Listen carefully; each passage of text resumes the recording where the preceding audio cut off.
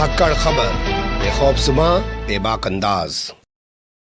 धाकड़ खबर के न्यूज़ से मैं आपके साथ हूं अकरम रईस खान। ऐसा लगता है कि जैसे भारत जलाओ किसी योजना की विधिवत रूप से कोई शुरुआत कर दी गई है। जी हां, ध्यान से सुनिए, थोड़ा गौर से सुनिए। ऐसा लगता है जैसे भारत जलाओ किसी अभियान की विधिवत रूप से कोई घोषणा कर दी गई है, कोई ऐलान कर दिया गया है, क्योंकि ये संयोग तो हो नहीं सकता कि एक के बाद एक देश के 4 राज्यों में एक ही दिन के अंदर सुबह से लेकर रात तक दंगे बवाल हो जाएं या दंगे बवाल कर दिए जाएं या करा दिए जाएं। कहीं पर तथाकथित मांस को लेकर बवाल काटा जाए, कहीं पर किसी शख्स की मौत को हत्या बताकर तांडव किया जाए, और कहीं पर क्रिकेट मैच को लेकर ही दंगा बवाल कर दिया जाए, और कहीं पर कुछ नहीं मिल रहा है तो मस्जिद में नमाज पढ़ रहे नमाजियों पर हमला करके ही तनाव पैदा कर दिया जाए। ये सब प्रयोग जरूर हो सकता है, क्योंकि ये सब उस दौरान हुआ है जब किसी तरह की कोई शोभा यात्रा भी नहीं निकल रही थी। कैसे पूरे घटनाक्रम को देखा और समझा जा सकता है और किस किस राज्य से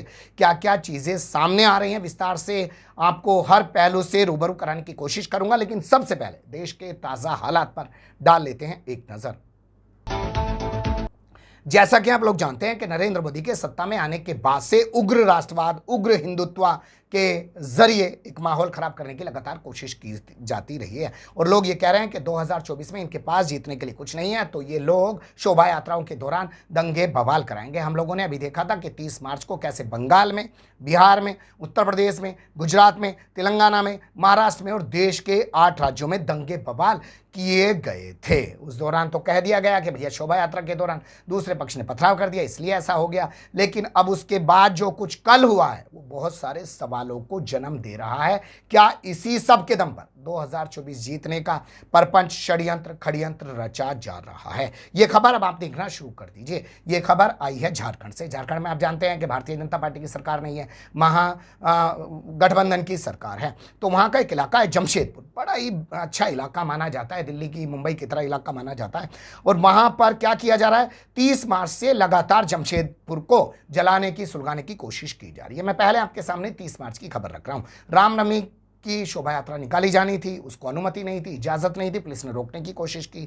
तो जो शोभा यात्रा निकाल रहे थे उन लोगों ने बवाल करना शुरू कर दिया, आरोप लगा दिया कि मुस्लिम के दबाव में पुलिस ऐसा कर रही है। खूब तांडव मचाया, खूब आगजनी की। खैर किसी प्रकार पुलिस ने हालात को कंट्रोल कर लिए, इंटरनेट सेवा वहां पे बंद कर दी। मामला शांत हुआ भी नहीं था कि 8 अप्रैल को यहां पर हनुमान जयंती के नाम पर बवाल काटा गया। फिर उसी इलाके में, शास्त्री नगर इलाका पड़ता है यहाँ का, उसी इलाके में लगातार फिर से बवाल काटा गया और यहां खूब आगजनी, खूब तोड़फोड़ की गई। खैर पुलिस वहां मौके पर पहुंची, हालात को कंट्रोल करने की कोशिश की, लेकिन कल फिर से एक बार यहां पर बवाल कर दिया गया। बताया गया कि शास्त्री नगर के एक चौराहे पर एक भगवा झंडा लगा हुआ है। भगवा झंडे के नीचे कोई काली पन्नी लटकी हुई है। काली पन्नी में कुछ विवादित मांस है, या मांस जो भी है, मासी है।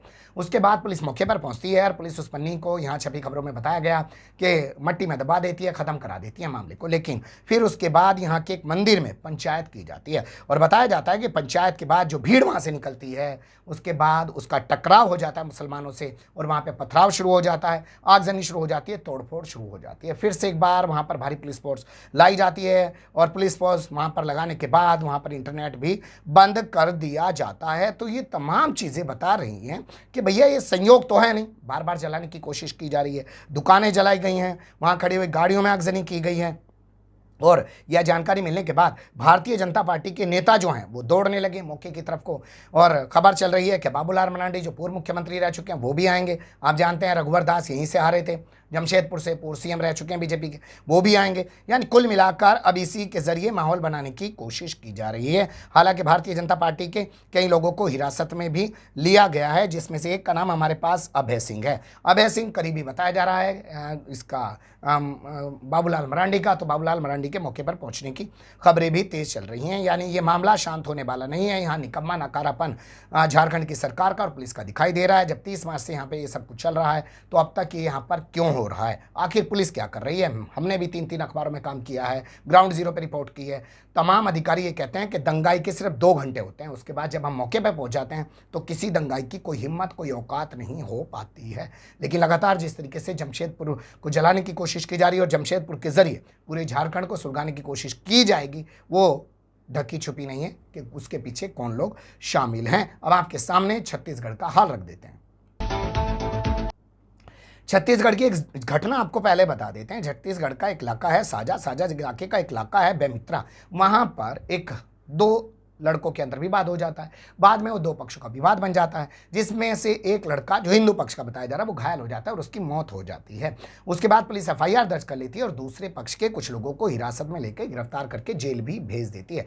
लेकिन बावजूद उसके उस घटना के 2 दिन बाद आज विश्व हिंदू परिषद ने छत्तीसगढ़ बंद बुलाया। जी हाँ, छत्तीसगढ़ बंद बुलाया है और विश्व हिंदू परिषद के इस बंद को बजरंग दल ने समर्थन किया है और भारतीय जनता पार्टी ने भी समर्थन किया। जब समर्थन का लोग सपोर्ट नहीं कर रहे हैं तो इन लोगों ने किस तरीके का नंगा नाच दिखाया, वो इन तस्वीरों में इन भोंपू मीडिया वालों की जबानी सुन लीजिए, जो बता रहे हैं कि रायपुर में बसों को तोड़ा जा रहा है, बवाल किया जा रहा है। बंद को बजरंग दल के साथ साथ बीजेपी का भी समर्थन है। दरअसल रायपुर में बंद कराने के लिए बंद समर्थक सुबह से ही सड़क पर उतर गए।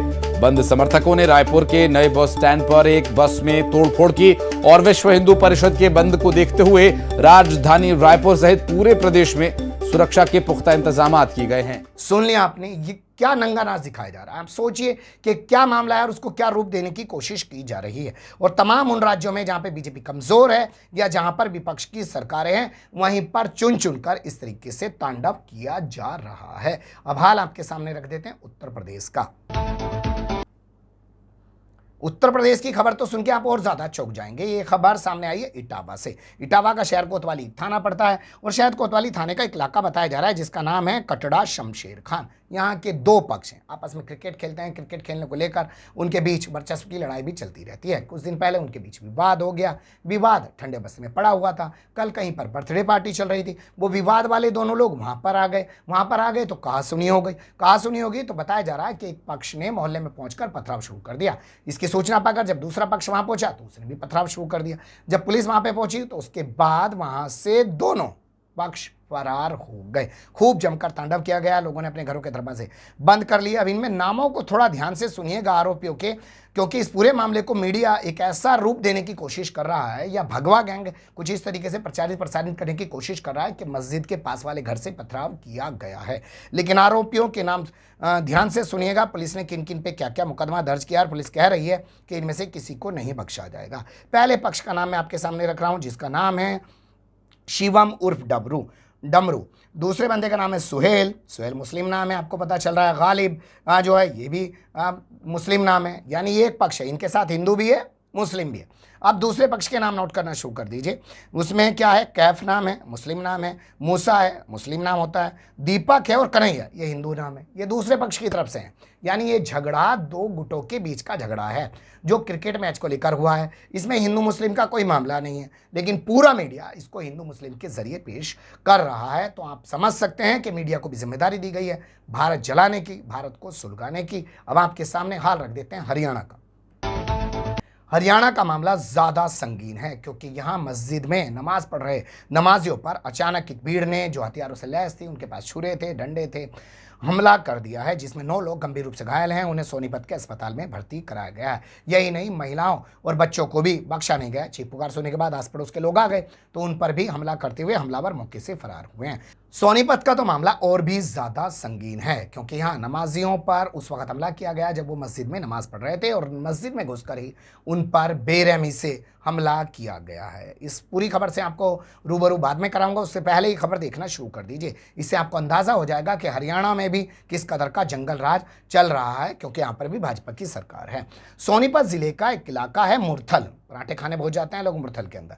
थाना है वहाँ का, मेहंदीपुरे गांव है। वहाँ का रहने वाला एक शख्स है निखिल, जिसको हिस्ट्री शीटर बताया जा रहा है। वारदात के वक्त वो अपने गांव में बनाई गई स्थायी अनाज मंडी के पास स्थित चाय की दुकान पर बैठा हुआ था। बताया जा रहा है उसी दौरान 2 बाइक सवार 4 बदमाश आए, ताबड़तोड़ गोलियां बरसाई। ये अपनी जान बचाने के लिए भागा, लेकिन दौड़ा कर इसको 6 गोलियां मारी और इसको मौत के घाट उतार दिया गया। ये वारदात दिन में हुई है। अब अगर इतनी बड़ी वारदात हो गई है दिन में, तो पुलिस को क्या करना चाहिए था? पूरे सोनीपत को चप्पे चप्पे पर पुलिस को तैनात कर देना चाहिए था। चाक चौबंद व्यवस्था करनी चाहिए थी, लेकिन पुलिस को क्या जरूरत पड़ी? और जहां मुसलमानों की आबादी है वहां क्या सुरक्षा देने की जरूरत पड़ी? खैर, ये पुरानी रंजिश के चलते वारदात होना बताया जा रहा है। लेकिन अब उस खबर का जिक्र कर लेते हैं जो नमाजियों पर हमले से जुड़ी हुई है। तो अब बात कर लेते हैं मस्जिद में नमाजियों पर किए गए हमले को लेकर। यह खबर सोनीपत के गन्नौर थाना क्षेत्र से जुड़ी हुई है और यहाँ का एक गाँव है सांडल कला। वहाँ पर तरावी की नमाज रमज़ान के महीने में पढ़ी जाती है, रात का वक्त है, नमाजी नमाज पढ़ रहे हैं। बताया जा रहा है कि 20-25 हमलावर नकाब पोश हाथों में हथियार लेकर वहां पहुंचते हैं और इन पर हमला कर देते हैं। चीख पुकार सुनकर आसपास की महिलाएं और बच्चे मस्जिद की तरफ आते हैं तो वो उनके साथ भी मारपीट करते हुए मौके से फरार हो जाते हैं। पुलिस ने FIR दर्ज कर ली है, मामले की जाँच की जा रही है। अभी तक ये नहीं पता चल रहा है कि हमला क्यों हुआ है, लेकिन कुल मिलाकर स्थानीय लोगों का ये कहना है कि उनके नमाज पढ़ने से ये लोग बौखलाए हुए हैं। अब आप सोचिए, नमाजियों पर हमला कर रहे हैं, नमाजियों पर हमले की खबर फैलेगी तो बवाल होगा, बवाल होगा तो किसको फ़ायदा होगा। हम लोग लंबा इतिहास जानते हैं कि जब जब दंगे हुए हैं तब तब किसको राजनीतिक फ़ायदा हुआ है, उसके बारे में अभी बताने की ज़रूरत नहीं है। लेकिन कुल मिलाकर ये संयोग तो हो नहीं सकता है भैया कि चुन चुनकर एक एक राज्य को निशाना बनाया जा रहा है और कोई भी मौका नहीं छोड़ा जा रहा है दंगा बवाल करने का। क्या 2024 तक इससे भी ज़्यादा खतरनाक हालात होने वाले हैं, यह भी कुछ कहा नहीं जा सकता है, लेकिन अंदेशा ज़रूर जताया जा सकता है कि इसी के दम पर 2024 के चुनाव जीता जाएगा भगवा गैंग के जरिए। बने रहिएगा धाकड़ खबर के साथ। फिलहाल कमेंट्स के रूप में आप लोग अपनी राय दे सकते हैं, खबर को लाइक कर सकते हैं, चैनल को सब्सक्राइब कर सकते हैं और ज़्यादा से ज़्यादा हमारी खबरों को शेयर कर सकते हैं। फिर ऐसे ही किसी सुलगते हुए या उलझते मुद्दे लेकर मैं आपके साथ हूँगा हाजिर। फिलहाल अभी मुझे दें इजाज़त।